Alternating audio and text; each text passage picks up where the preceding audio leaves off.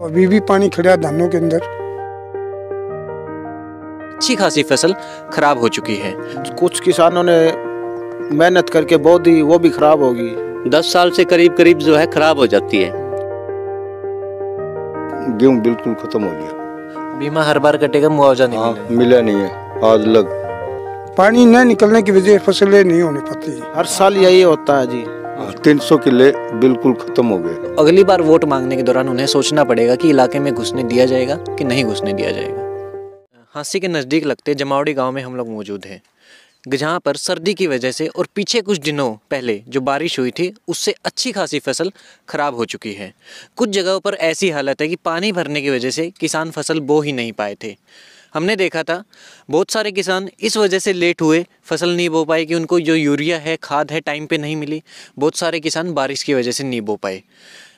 कुछ किसान यहाँ पे मौजूद हैं, बातचीत करेंगे कितना नुकसान हुआ है, मुआवजे को लेकर के क्या बातचीत हुई है एसडीएम वगैरह से, उस बारे में जानेंगे। नमस्कार सर, अपना नाम बता दीजिए। मेरा नाम दीवान सिंह है जी। दीवान सिंह जी, मैं आज से सन 91 से इस पानी के लिए एसडीएम कने एक्शन के पास कई बार एप्लीकेशन लगाई है। अब की बार पिछले साल भी लगाई थी पाइपलाइन के बारे में या ड्रेन के बारे में। अभी तक कोई प्रोजेक्ट नहीं मिला है। अभी तक धानों की फसल भी खड़ी है। मेरे 3 किले तो अभी भी खड़े हैं धानों के, कटने में नहीं आए क्योंकि मशीन भी नहीं बढ़ सकी, लेबर भी नहीं आ सकी। तो अभी भी पानी खड़ा है धानों के अंदर। धान की फसल अभी तक नहीं कटी हुई है? नहीं कटी है, जिसमें कुछ कटा भी पड़ा है और 3 किले खड़े भी हैं। तो न गेहूँ बोने पाते हैं न सामने की फसल बोने पाती। इस एरिया में तकरीबन ये 100 किले के करीब आता है। अभी तक उसमें कोई आशा नहीं है सामने की फसल और साढ़े की फसल के बारे में। इलाके का करीब 100 किले हैं जो खराब हो चुके हैं, कह सकते हैं। कारण क्या है, एक बार थोड़ा समझा करके बताइए कि इन 100 किलों में क्या दिक्कत आ रही है? इसमें बाढ़ में के टाइम पर क्या होता है कि बारिश आ जाती है, बारिश के बाद में पानी की निकासी नहीं निकलती। अच्छा। न ड्रेन में जाने की सुविधा होती, न कोई और सुविधा मिलती। पानी न निकलने की वजह से फसलें नहीं होने पाती। और अगर एक सही निकासी का सिस्टम बना दिया जाए, पाइपलाइन डाल दी जाए तो निकल जा सकता है। हाँ, पाइपलाइन डाल दी जाए तो पानी की निकासी हो सकती है। सही है। अपना नाम बताइए सर। पृथ्वी सिंह। पृथ्वी सिंह जी, कितने किलो में आप खेती करते हैं? मैं तो जी 2 किलो में करता हूँ। 2 किलो में? हाँ, फिर ये सारा एरिया जो है ना वो सारा ही खराब है। अच्छा। सामने की फसल थी वो भी गल गई पानी की वजह से, और ये साढ़े की फसल भी नहीं बो पाई। कुछ किसानों ने मेहनत करके बो दी, वो भी खराब होगी। ये सोचा कि चल हो जाएगा, अच्छा हो जाएगा, वो भी नहीं हो पा रही है, वो भी खराब हो गई है। सारा सिस्टम बेकार है। जैसे मैं अगर देख पाऊँ तो इस तरफ की तो जो फसल है वो खराब है और दूसरी तरफ की सही खड़ी है। हाँ, दूसरी तरफ की सही है। और इस हर साल यही हाल होता है? हर साल यही होता है जी। यही होता है? हाँ जी। तो इसको लेकर के कभी सारे किसानों ने मिल करके एसडीएम से या फिर जो इसके लिए जिम्मेदार है, काम करवा सकता है, एमएलए वगैरह या सरपंच है कोई भी, उनसे बातचीत की है आगे? सबसे बातचीत कर चुके हैं जी। सब यही जवाब देते हैं, हाँ अब की बार ये तेरा काम हो जाएगा, अब हो जाएगा, अब हो जाएगा। ये काफ़ी साल हो गए ये बात सुनते हमें। आप कुछ कह रहे हैं? कोई कार्रवाई बस यही है पानी जी। अब ये बार मैं दो बार तो एसडीएम को एक्शन को भी लिया है, एमएलए को भी लिया हूँ, तो कोई सुविधा नहीं मिल पाई है। वैसे लिख के देते, कार्रवाई नहीं होती है। आई साल कार्रवाई करवाता हूँ, अभी तक नहीं हो पाई है। अब की बार भी कार्रवाई करी है, फाइल भी लगवाता हूँ। 9-10वें महीने में फाइल लगवाने के कहते हैं, तो अभी तक इसकी कोई स्थायी समाधान नहीं हुआ इसका। अपना नाम बताइए। नरेश जी। नरेश जी, कितने किलो में आप खेती करते हैं?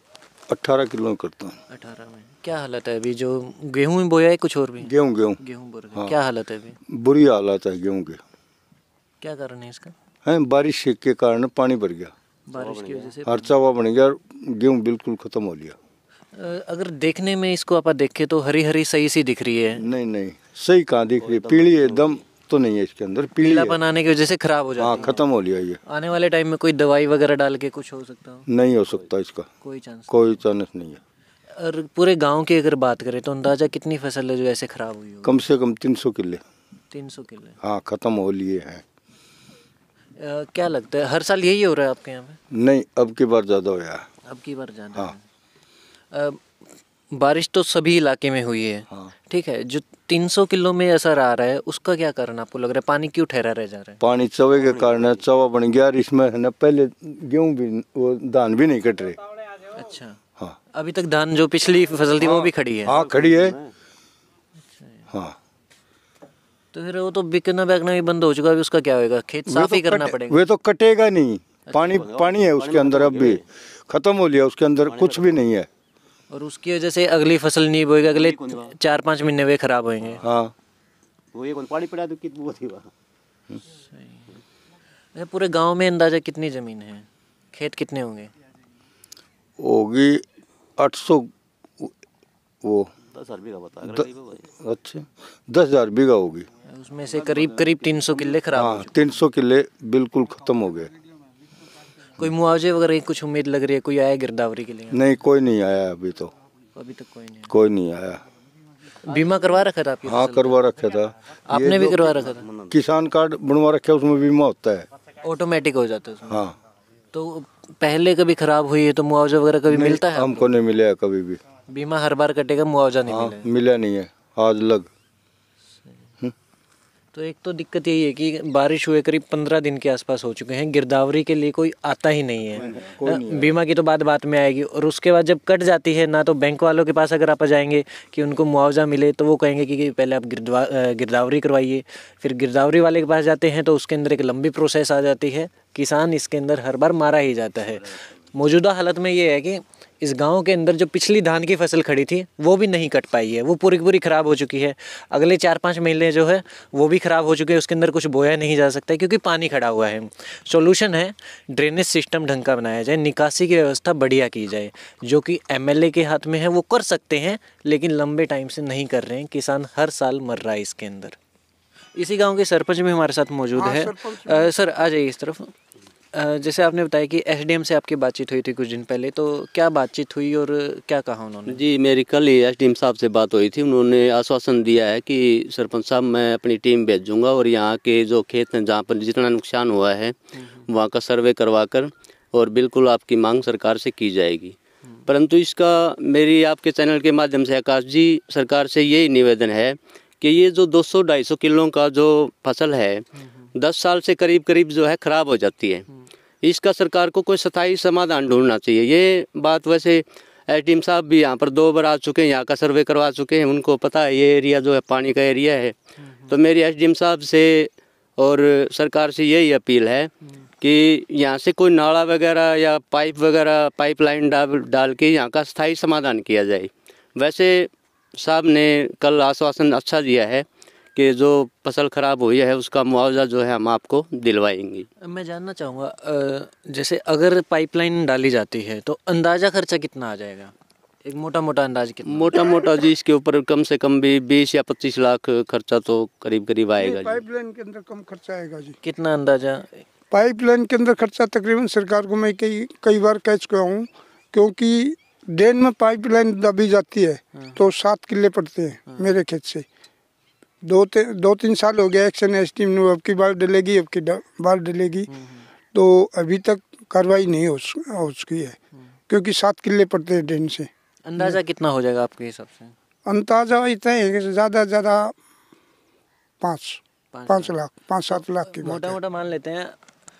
ये सोचने की बात है, अगर 5 लाख से लेकर के 30 लाख तक का खर्चा आप अनुमान लगा लेते हैं, अलग अलग एस्टिमेट हो सकता है, उसमें बहुत सारे अधिकारी ऐसे भी होंगे जो अपना कमीशन खाएंगे, महंगाई भी चल रही है उसके हिसाब से भी बिल ज़्यादा बनवाया जाएगा। सोच लेते हैं 30-35 लाख का खर्चा लगा लीजिए।